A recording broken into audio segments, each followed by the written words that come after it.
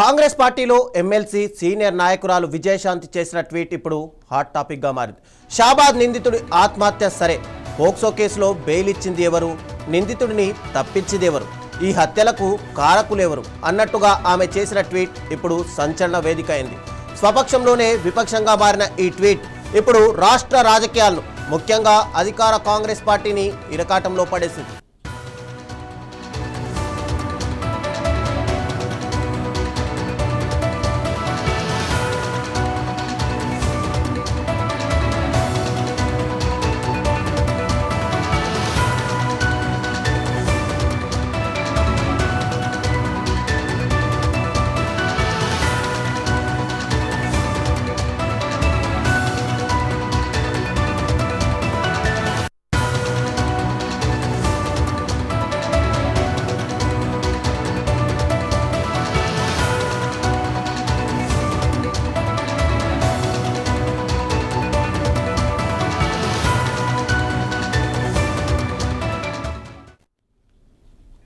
ఇక ఇదే అంశానికి సంబంధించి మరింత సమాచారం మా బ్యూరో చీఫ్ రాజ్ కుమార్ అందిస్తారు.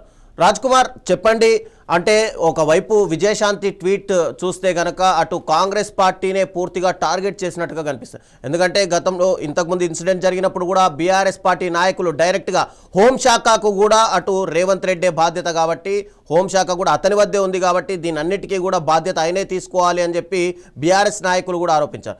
ఇప్పుడు స్వపక్షంలోనే విపక్షంలా అటు విజయశాంతి చేసిన ట్వీట్ కూడా అటు కాంగ్రెస్ని టార్గెట్ చేసినట్టుగా కనిపిస్తుందా? రైట్ రవిచంద్ర, మనం ఈ కేసు విషయమై నిన్న విజయశాంతి కాంగ్రెస్ ఎమ్మెల్సీ మరి సీనియర్ నేత విజయశాంతి చేసిన ట్వీట్ నిజంగా కాంగ్రెస్లో ఒక విధంగా చెప్పాలంటే ఒక ఆశ్చర్యకరమైన కామెంట్స్ కావచ్చు, ఇవి చెప్పొచ్చు. ఎందుకంటే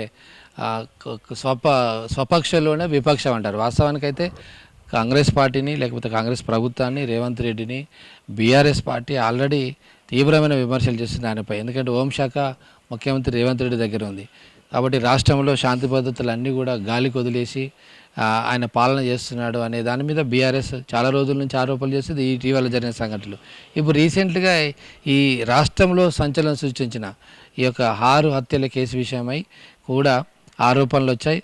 ప్రధానంగా మరి ప్రతిపక్ష పార్టీ ఆరోపణలు చేస్తే అది వేరు, రాజకీయంగా కొన్ని ఉంటాయి. కానీ ఇవాళ సొంత పార్టీలోనే, అది కూడా ఎమ్మెల్సీగా ఉండి మరి ఈమె ఆరోపణలు చేసింది. ఆమె వర్షంలో అయితే ఆమె ఒక మహిళగా ఈ వ్యాఖ్యలు చేసినట్టుగా తను చెప్పుకొచ్చింది. ముఖ్యంగా పోలీసులు లంచం ఆరోపణలపై ఆమె తీవ్ర ఆరోపణలు చేసింది. లంచం తీసుకోవడం వలన, అంటే కొన్ని పత్రికల్లో నేను చూసిన వార్తల ప్రకారము పోలీసులు లంచం తీసుకొని నిందితుడిని వదిలేశారు, లేకపోతే బలహీనమైన సెక్షన్లు పెట్టి తొందరగా బెయిల్ రావడానికి కారణమయ్యారు పోలీసులు అనే దాని మీద ఆమె వ్యాఖ్యలు చేశారు. సో దీంతో పోలీస్ శాఖ అంటే అది ఇండైరెక్ట్లో పోలీసు యొక్క పనితీరు, ప్రభుత్వం యొక్క పనితీరుకు అద్దం పడుతుంది. పోలీస్ శాఖ బాగుంది అంటే అది ప్రభుత్వం బాగున్నట్టు, పోలీస్ శాఖ బాగలేదంటే అది ప్రభుత్వం బాగలేదనంటే దాని అర్థం.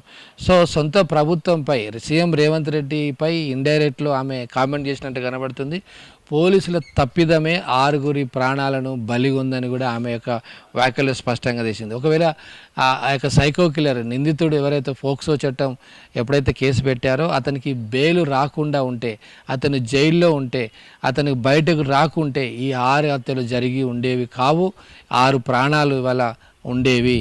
సో దీనికి కారణము పోలీసుల వైఫల్యము, పోలీసులను కంట్రోల్ చేస్తూ మానిటరింగ్ చేస్తున్న ప్రభుత్వమే దీనికి బాధ్యత వహించాలి అనేది. ఎందుకంటే పోలీసింగ్ మానిటరింగ్ చేయాల్సిన, సమీక్ష చేయాలి. పోక్సో చట్ట ఎన్ని కేసులు నమోదవుతాయి, ఎక్కడ చర్యలు తీసుకున్నారు, నిందితులకు బెయిల్ వస్తుందా, ఎంత ఈజీగా వస్తుంది, ఎంతమంది బెయిల్ వచ్చిన తర్వాత వాళ్ళు ఏం చేస్తున్నారు, బయటికి వెళ్ళి వాళ్ళ జీవితం ఎలా ఉంది, ఒకవేళ బెయిల్ వచ్చిన తర్వాత వాళ్ళ మీద కేసులు పెట్టిన వారిపై కక్షపూరిత చర్యలకు ఏమైనా పాల్పడుతున్నారా అనేది ఎప్పటికప్పుడు పోలీస్ శాఖ మానిటరింగ్ చేయాలి. దాంతోపాటు గవర్నమెంట్ దీని మీద డీజీపీ కావచ్చు, సీఎం కావచ్చు రివ్యూ చేయాల్సిన అవసరం ఎంతైనా ఉందన్నట్టుగా ఆమె ఇండైరెక్ట్గా మాట్లాడిన పరిస్థితి. ఒకవేళ మనం నిజంగా ప్రస్తుతం అయితే మనం ఎవరైతే మైనర్ బాలిక ఉందో హత్య చేయబడిన మైనర్ బాలికకు సంబంధించిన ఇంటి దగ్గర మొదటగా ఇది